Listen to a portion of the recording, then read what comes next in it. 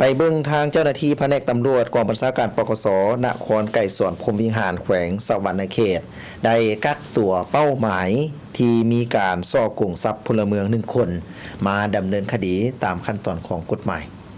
เจ้าหน้าที่แผนกตำรวจกองบัญชาการปกสนครไก่สอนพรหมวิหารกักตัวเป้าหมายส่อโกงทรัพย์พลเมืองซื้อเท่าวรรณราชอายุ55 ปีกรรมกรบ้านเกิดโพนไซเมืองโพนโฮงแขวงเวียงจันทน์พันโทคำศรีทูลสวงศักดิ์หัวหน้ากองบัญชาการปกสนครไก่สอนพรหมวิหารแขวงสวรรณเขตได้ให้หู้ว่าในวันที่18กุมภาพันธ์2025เวลา 15 โมงได้มีผู้เสียหายอยู่บ้านดงดำดวนนครไก่สอนพรหมวิหารแขวงสวรรณเขตเข้ามาแจ้งความต่อเจ้าหน้าที่หน่วยงานสืบสวนสอบสวนคดีอาญาว่าในเวลา 12 โมงของวันเดียวกันได้มีคนหายเป็นเพศชายบ่ฮู้ชื่อผิวขาวเหลืองขับขี่รถจักรเข้ามาหาพ่อของผู้เสียหายที่อยู่เฮือนผู้เดียวแล้วทักทายสบายดีพ่อตู่เจ้ามีพี่น้องอยู่ต่างประเทศบ่เมื่อผู้เสียหายตอบว่ามีชายดังกล่าวก็ได้ตัวว่าตนเองหูจักหักแพงกับพี่น้องของผู้เสียหายจากนั้นก็ได้ใส่วิธีการเล่ห์เหลี่ยมว่าตัวเองมีเงินจำนวน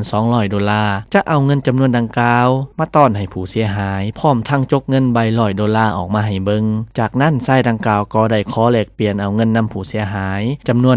$100เปลี่ยนเป็นเงินกีบจำนวน2 ล้านกีบเมื่อผู้เสียหายเอาเงินจำนวนดังกล่าวออกมาให้ชายดังกล่าวก็สักส่วนลมไปต่างๆนานาเพื่อให้ผู้เสียหายลงลืมและเงินที่จะเปลี่ยนก็บ่เอาให้ผู้เสียหายจากนั้นก็ได้จกเงินบาทจำนวน20 บาทออกมาให้ผู้เสียหายพร้อมทั้งเว้าว่าข่อยอยากกินน้ำเย็นออกไปซื้อน้ำให้กินแน่ผู้เสียหายก็ได้ย่างไปซื้อชายดังกล่าวก็ได้ย่างเข้าไปในห้องนอนแล้วลักเอาสายคอคำหนักจำนวน2 บาทแล้วขี่รถจักรหลบหนีไปนี่บรรทับแจ้งความคืนแนวนั้นทางเจ้าหน้าที่วิศวเฉพาะปกสนครไก่สอนพรหมวิหารจึงได้ดำเนินการสืบสวนสอบสวนค้นหาตัวผู้กระทำผิดตามหลักการวิศวเฉพาะแล้วสามารถกำหนดเป้าหมายคนหายดังกล่าวได้อย่างชัดเจนมาฮอดวันที่26มีนาคม2025นี้เวลาประมาณ 13:30 นาทีจึงสามารถกักตัวผู้ส่อโกงทรัพย์ซื้อเท่าวรรณราชอยู่ที่คาสิโนบ้านน้องเดินนครไก่สอนพรหมวิหารแล้วนำตัวผู้เกี่ยวมาทำการสืบสวนสอบสวนผ่านการสืบสวนสอบสวนเท่าวรรณราชแมนได้รับการสารภาพต่อเจ้าหน้าที่ว่าผ่านมาผู้เกี่ยวแม่นได้เคลื่อนไหวส่อโกงทรัพย์และลักทรัพย์พ่อแม่ประชาชนอยู่ขอบเขตนครไก่สอนพรหมวิหารมาแล้ว5 ครั้งรวมมูลค่าเงินจำนวน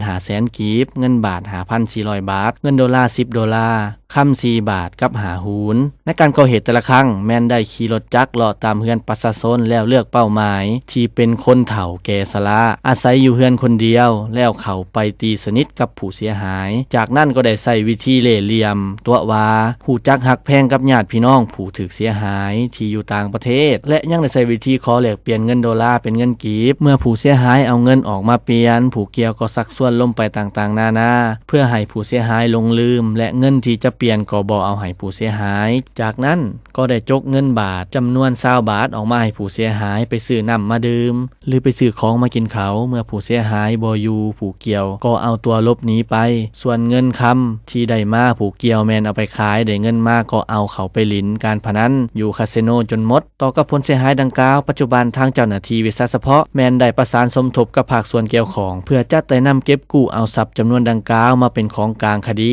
และมอบคืนให้แก่เจ้าของเดิมส่วนเท่าวรรณราชทางเจ้าหน้าที่วิศวเฉพาะปกสนครไก่สอนพรหมวิหารแมนได้ดำเนินคดีตามขั้นตอนของระเบียบกฎหมาย